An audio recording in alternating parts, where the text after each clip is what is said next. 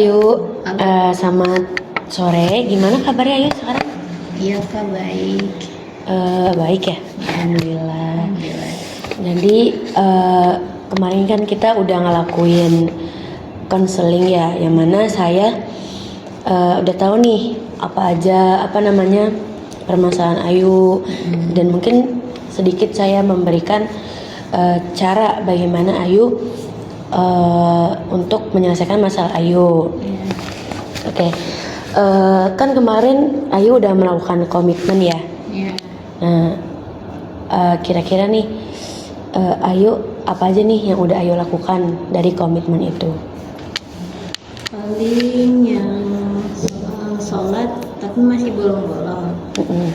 Tapi Ayu selingin sama zikir Kak, berdoa gitu. Misalkan kayak barusan banget Ayu mau ke kampus itu, Ayu di jalan di motor itu sambil kumat-kamit sendiri gitu Kak, Iya. sambil doa gitu. Oh, zikir gitu. Iya, istighfar, terus habis itu minta kemudahan, terus doain orang tua juga gitu. Terus apa? Terus dengan zikir itu Ayu ngerasa tenang. Iya, ngerasa tenang, ngerasa lebih pede juga, Oh, gitu. karena ngerasa bersyukur. Bener. Jadi lebih legaan ya. Iya, lebih lega. Oke. Nah, terus bagaimana dengan pertemanan Ayu? Pertemanan Ayu sih semakin hari semakin bagus ya Kak. Yang dari sebelumnya itu Ayu sempat nggak mau terbuka juga karena pernah ada masalah. Terus sekarang teman-teman Ayu juga karena Ayu berani buat interaksi lagi, mereka mau main sama Ayu. Terus habis itu mereka sampai ke rumah Ayu Kak gitu. Oh, main ke rumah Ayu. Iya, dan walaupun Ayu kan tipe yang kalau diajak ngobrol harus dia duluan gitu baru Ayu kan. Apalagi pernah ada masalah jadi mereka duluan yang ngajak ngobrol, tapi Ayu ikutin walaupun masih ada rasa gak enakan gitu. Tapi tetap diajak ngobrol kok. Terus Ayu ngerasa oh ya udah ada teman lagi, terus tugas dibantuin, semuanya main bareng-bareng, terus mereka nggak mandang gimana. Oh, berarti teman-teman Ayu sekarang udah mau berbaur lagi sama Ayu gitu. Iya. Yang tadinya sebelumnya cuek gitu kan. Iya. Berarti permasalahannya sudah selesai sama teman-teman Ayu apa bagaimana? Baru sedikit sih. Saya kan sekelas gitu ya Kak. Jadi baru sedikit, tapi ya sebenarnya nggak berharap banyak banget sih. Karena ya Ayu udah ngeliat teman-teman Ayu juga ya kurang lah kalau buat diajak berteman yang beneran gitu. Jadi cuma sekedar sapa senyum aja. Oh gitu. Tapi ada berarti teman-teman Ayu yang masih mau ngobrol gitu sama Ayu? Ada, tapi kalau di kelas mungkin Ayu lebih ya udah gitu fokus aja gitu, setidaknya kalau misalkan ada kerja kelompok mereka masih mau berbaur gitu. Terus bahkan pas di basement juga Ayu disapa duluan sama teman-teman Ayu. Oh gitu. Iya. Mereka duluan yang mulai. Iya, mereka duluan yang mulai. Terus Ayu kaget kan, kok mereka pada mau sapa aku lagi gitu.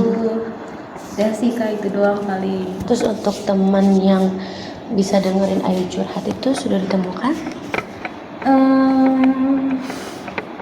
Sebenarnya nggak nyari lagi sih Kak. Cuman lebih ke Ayu mungkin nge-cut off orang yang menurut Ayu sakit. Iya, oke. Kayak siapa ya? Dulu kan Ayu kalau curhat itu suka ke mantan Ayu atau nggak ke pacar Ayu gitu kan. Kalau ke teman itu sebenarnya rada ragu karena Ayu pernah di masa lalu tuh cerita Ayu disebar. Makanya lebih percaya sama pacar Ayu sendiri mungkin gitu, atau enggak ya teman dekat Ayu cowok gitu ketimbang cewek gitu ya. Oke. Udah sih itu doang. Jadi yang Ayu cut off tuh mungkin orang-orang yang kayak mereka tuh kalau diajak ngobrol cuman diem doang gitu, gak dikasih respon, bahkan dia mau cerita balik ke aku, jadi aku yang dengerin bukannya aku didengerin gitu. Tapi berarti dengan teman-teman Ayu bisa nyapa Ayu lagi, itu membuat Ayu lebih tenang, bahagia juga gitu kan. Iya, karena lebih rasa nyaman. benar. Jadi Ayu nggak ngerasa terasingkan atau terpojokan lagi gitu. Iya. Oke. Terus untuk emosinya Ayu ini bagaimana? Sebenarnya masih meledak-meledak ya kak. Soalnya pas itu sempat Ayu ini lagi berantem sama cowok Ayu. Iya. Dan Ayu ini kalau meledak itu, Ayu tuh kalau ada masalah harus saat itu juga gitu loh. Mau kita kata-kataan atau gimana, pokoknya harus selesai saat itu juga. Soalnya Ayu tuh kan kalau di keluarga ini kan silent treatment kan. Terus habis itu Ayu nggak mau nerapin silent treatment gitu loh Kak, karena Ayu juga sebenarnya kan kesepian ya. Jadi kalau misalkan aku ada masalah sama cowok aku suka kepikiran gitu Kak. Bahkan dulu tuh Ayu pernah meledaknya sampai ngomong kasar, tanpa disadarin juga. Itu ke cowok Ayu? Iya. Karena kan berpikiran kita nyenggol egonya aja deh gitu. Tapi kita mungkin cara Ayu salah. Jadi sebenarnya udah berkali-kali sih kejadian ini. Ayu tuh kalau meledak-meledak itu sama cowok Ayu, dan bahkan cowok Ayu sampai nyerah gitu loh sama Ayu.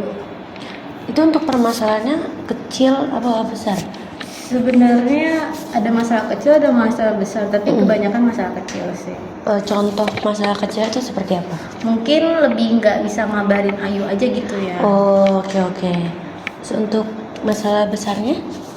Mungkin dia dia main sama cewek gitu. Ketemu sama cewek gitu. Oke. Terus nanti untuk penyelesaiannya cara Ayu mengatur emosinya setelah saya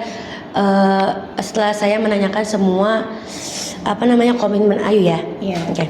Selanjutnya pemikiran Ayu nih tentang orang-orang yang dulunya mungkin yang kemarin Ayu bilang kalau misalkan temannya Ayu ini ngomong udahlah nggak usah cerita sama gua, semua orang juga punya masalah kayak gitu. Itu masih ada nggak pemikiran ke semua orang kayak gitu? Udah enggak sih, masih, tapi ya enggak semua orang sih Kak, karena kan gimana ya. Berarti masih ada. Sebenarnya masih ada beberapa punya kadang Ayu tuh ngerasa semua orang tuh kayak dia kayak gitu. Iya, masih. Oke. Terus tapi ada ngebuat Ayu ngebenci dengan masa lalu itu enggak? Iya. Kadang ngerasa kayak gitu. Sama benci karena kayak ya masa kita nggak boleh cerita gitu loh Kak. Terus jadi ngerasa kayak emang kayak gini ya dewasa kita harus sendiri mendem gitu tanpa harus cerita. Terus sih Kak. Oke. Tadi kan untuk komitmennya Ayu itu ada yang belum terselesaikan. Seperti tadi emosi Ayu yang masih meledak-ledak. Dan tentang overthinkingan Ayu kepada semua orang, kalau misalkan semua orang itu bisa sama. Jadi setiap Ayu cerita sama orang, Ayu merasa ragu karena takut pemikiran orang-orang itu sama dengan masa lalu Ayu. Iya. Ya, oke. Nah, yang pertama itu tadi kan emosi Ayu yang meledak-ledak ya. Mungkin solusinya Ayu bisa oke. Biasanya nih Ayu kalau misalnya marah-marah ke cowok Ayu gimana tahapannya?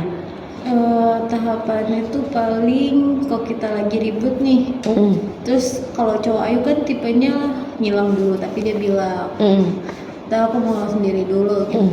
Tapi Ayu tuh nggak bisa, jadi Ayu tuh nuntut kalau si cowok Ayu tuh udah kita ngobrol langsung aja gitu loh. Nanti kalau mau sendiri ya udah kita nanti aja setelah kita baikan gitu. Jadi Ayu tuh marah dulu, meledak dulu, terus habis itu kita baikan nih. Tapi abis meledak tuh diomongin, terus kita baikan. Tapi biasanya sih Ayu kalau udah baikan, Ayu mau sendiri dulu buat tenangin lagi gitu. Oke. Buat ngelupain juga kan. Oke, benar-benar. Sebenarnya ada cara lain yuk untuk agar Ayu tuh emosinya nggak meledak-ledak. Mungkin kita ubah caranya agar sama cowok Ayu tuh emosi nggak meledak-ledak. Di saat Ayu lagi marah dengan pasangan Ayu bisa diam dulu sebentar, tenangin dulu diri Ayu sampai mungkin Ayu bisa menyendiri dulu, tenangin diri Ayu. Lalu kalau misalnya Ayu nih udah tenang, udah bisa ngontrol emosi Ayu bisa ngobrol sama pasangan Ayu. Contoh aku lagi nggak bisa diganggu gitu, bisa berhenti dulu nggak, aku lagi marah, aku mau sendiri dulu. Ayu bisa ngomong gitu di saat Ayu lagi marah nih. Nah nanti kalau misalnya udah tenang baru Ayu ngomong, aku nggak suka nih kalau kamu kayak gini. Kamu bilang kalau misalkan aku nggak suka di treat kayak gini, aku nggak suka, agar pasangan Ayu tuh paham gimana kondisi Ayu gitu. Kalau Ayu lagi sedih tapi pasangan Ayu nggak tahu Ayu kenapa, kan itu bisa miscommunication gitu kan. Jadinya kita, aduh ini kenapa nih, Ayu sebagai laki-laki juga bingung, aduh ini kenapa Ayu. Jadi Ayu ngomong ke pasangan Ayu kalau misalnya Ayu tuh nggak suka diginin, atau intinya Ayu bilang lah nggak suka sama cowok Ayu. Nanti kalau misalkan udah nih dikomunikasikan, Ayu mau mau marah lagi atau butuh waktu lagi untuk sendiri juga nggak apa-apa, asalkan Ayu bilang ke pasangan Ayu, kalau misalkan saya lagi capek kayak gitu, masih butuh waktu untuk nenangin diri gitu. Itu bisa Ayu gitu, agar emosi Ayu ini nggak meledak-ledak kayak gitu. Oke, Ayu paham? Oke. Terus untuk pemikiran Ayu nih tentang orang-orang yang Ayu kan tadi bilang Ayu sulit ya untuk cerita sama orang-orang karena Ayu takut pemikiran mereka tuh sama dengan masa lalu Ayu yang bilang orang lain tuh sama kayak masa lalu Ayu. Ya, orang lain tuh sama pemikirannya kayak masa lalu Ayu. Nah itu Ayu bisa ngeubah nih. Contoh saya misalkan Ayu tuh punya nggak teman dekat? Punya, Fasya. Oke, Fasya. Apakah Fasya melakukan apa yang dilakukan masa lalu Ayu di saat Ayu cerita? Dia ngomong udahlah nggak usah cerita, kan yang punya masalah bukan kamu doang. Apakah dia ngomong kayak gitu? Enggak, tapi pemikiran Ayunya aja sebenarnya. Oh, emang pemikiran Ayu aja. Jadi Ayu sadar nih. Terus ada lagi nggak orang kayak terdekat Ayu? Contoh, ada lagi kalau Ayu cerita ke siapa lagi? Ada, tapi mungkin dianya tuh sibuk gitu loh Kak, jadi ngerasa kayak emang orang tuh nggak mau dengerin cerita Ayu gitu ya. Oke, itu kan hanya pikiran Ayu ya. Itu contoh, Ayu pernah cerita nggak sama mama Ayu? Nggak pernah. Kenapa tuh Ayu nggak pernah cerita? Karena emang kalau di rumah tuh kadang selalu, kalau di rumah tuh ngasih info doang, mungkin Ayu gini gitu doang, tapi kalau cerita kayaknya enggak. Paling kalau ceritanya Ayu udah putus gitu, kenapa tapi gitu. mama Ayu masih mau mendengarkan Ayu gitu ya? Iya, tapi Ayu sebenarnya risih sih kalau misalnya ada yang lebih, karena dijudge pastinya. Dijudge. Jadi Ayu gak mau gitu ya, cerita sama mama Ayu. Tapi Ayu punya nggak? Takut. Tapi Ayu punya Fasya kan? Iya. Kalau tahu ada nggak guru Ayu yang? Oke, nggak ada. Atau teman Ayu selain Fasya? Ada sih, tapi online semua, jadi by call doang. Oke, atau pacar Ayu nih? Jarang sih sebenarnya. Tapi dia nggak pernah kan untuk ngomong, bisa kan mendengarkan cerita Ayu? Nggak pernah. Nggak pernah dengerin cerita Ayu juga? Pernah. Tapi dengerin cerita Ayu pernah. Pernah dengerin cerita Ayu? Oke. Iya. Tapi dia nggak ngomong kalau misalkan gak usah cerita lah kan? Enggak, dia nggak ngomong, tapi Ayu berpikiran kayak ngerepotin nggak ya gitu. Itu kan berarti hanya pikiran Ayu aja kan? Iya. Yang padahal realitanya tidak semua orang tuh sama seperti yang masa lalu Ayu itu gitu. Mungkin Ayu bisa mengubah pikiran Ayu nih, seperti